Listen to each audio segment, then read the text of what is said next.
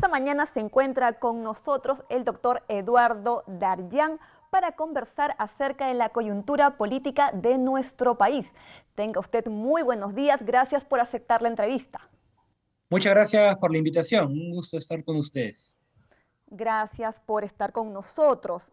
Hace algún tiempo atrás usted publicó un libro titulado Demócratas Precarios. ¿Cuál es la idea central del libro a la luz de lo que está ocurriendo ahora?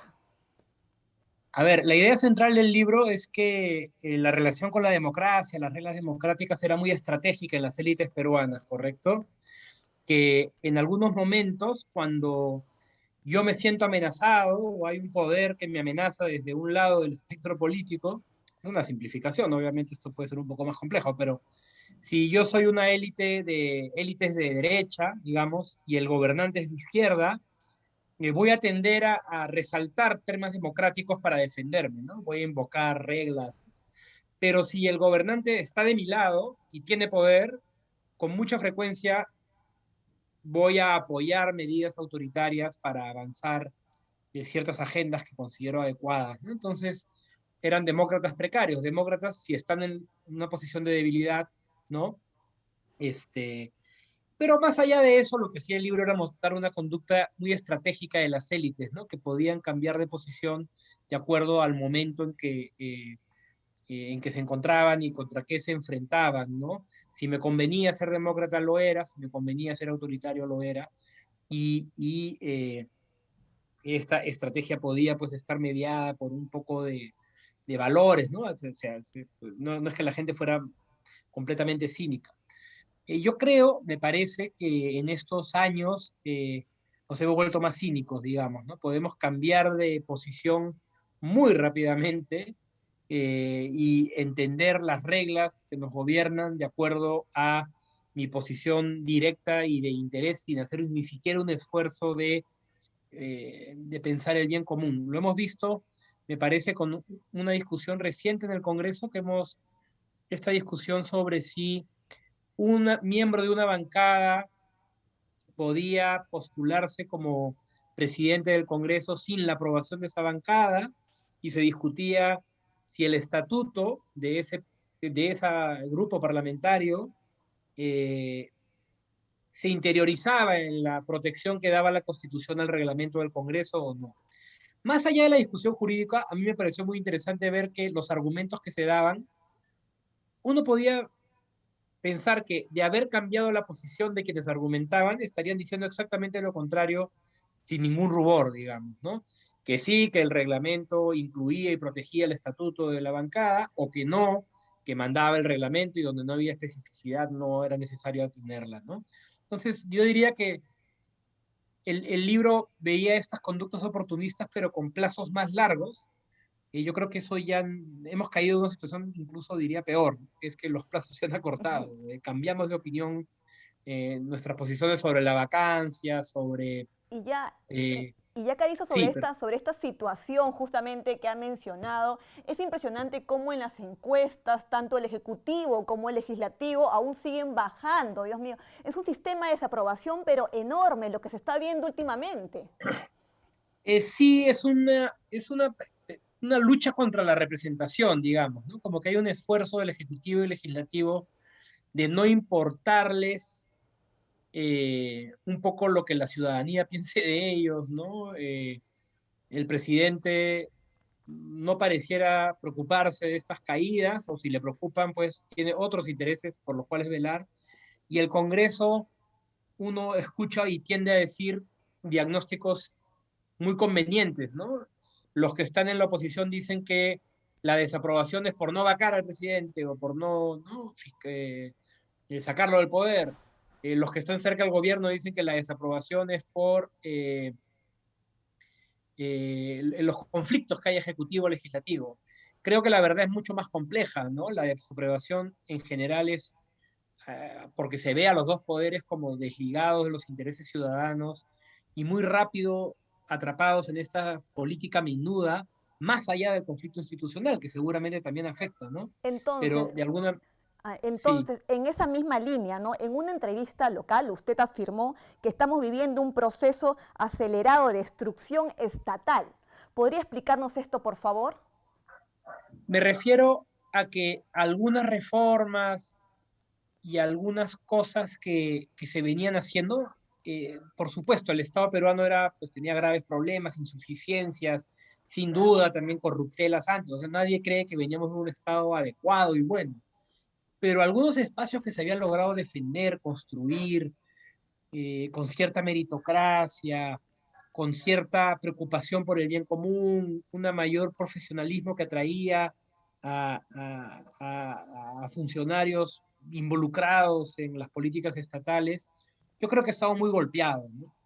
No hay un horizonte de reforma, no hay una mirada clara de qué hacer con el país, sino más bien meter a mis amigos o lograr vínculos o contubernios. Claro, Entonces, hemos a eso me visto, refiero con destrucción estatal. No que viniésemos de un Estado maravilloso, burocrático, razonable y perfecto, sino que veníamos de esfuerzos de construcción estatal que muy rápidamente se pueden desbaratar en reforma del transporte, reforma de la educación, los programas sociales hasta ahora, pues mal que bien se sostienen, pero también corren riesgo, y en vez de fortalecer aquellas áreas que tenías que fortalecer para tener un mejor gobierno, uno ve nulo interés, ¿no? Exponer a gente muy poco capacitada.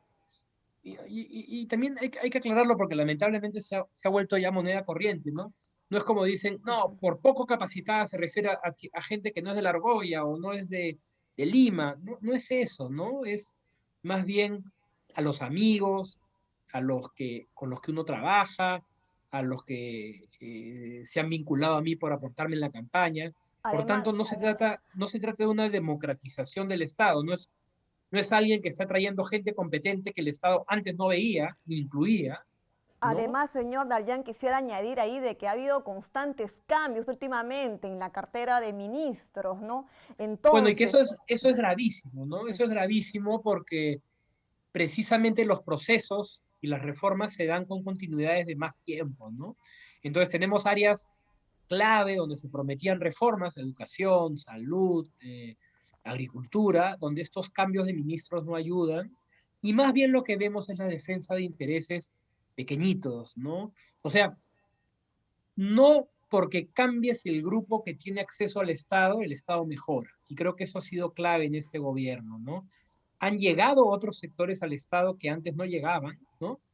Pero no lo han hecho para tener un Estado más profesional, más adecuado, sino ha sido para parcelarlo, para distribuirlo, para buscar otro tipo de vínculos que no buscan una política general de bien común, ¿no? Sino más bien también particularista, centrada en relaciones, patrimonialista, ¿no? ahora quisiera resaltar que el año pasado, pese a que se realizaron elecciones de manera correcta, se hizo todo una campaña donde se acusaba de ilegítimas y fraudulentas las elecciones, cosa que no fue así. ¿De qué manera afecta entonces el sistema democrático esto?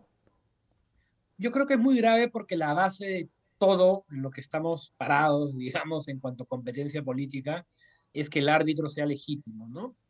Y me parece que los perdedores hicieron todo lo posible por destruir esa legitimidad, aduciendo además justificaciones que si uno ve otras elecciones jamás se pusieron en cuestión en esa magnitud y de esa manera, con razonamientos además que llevaban a la anulación de votos en unos determinados lugares donde uno había perdido, con lo cual era un argumento pues muy conveniente para el perdedor, ¿no?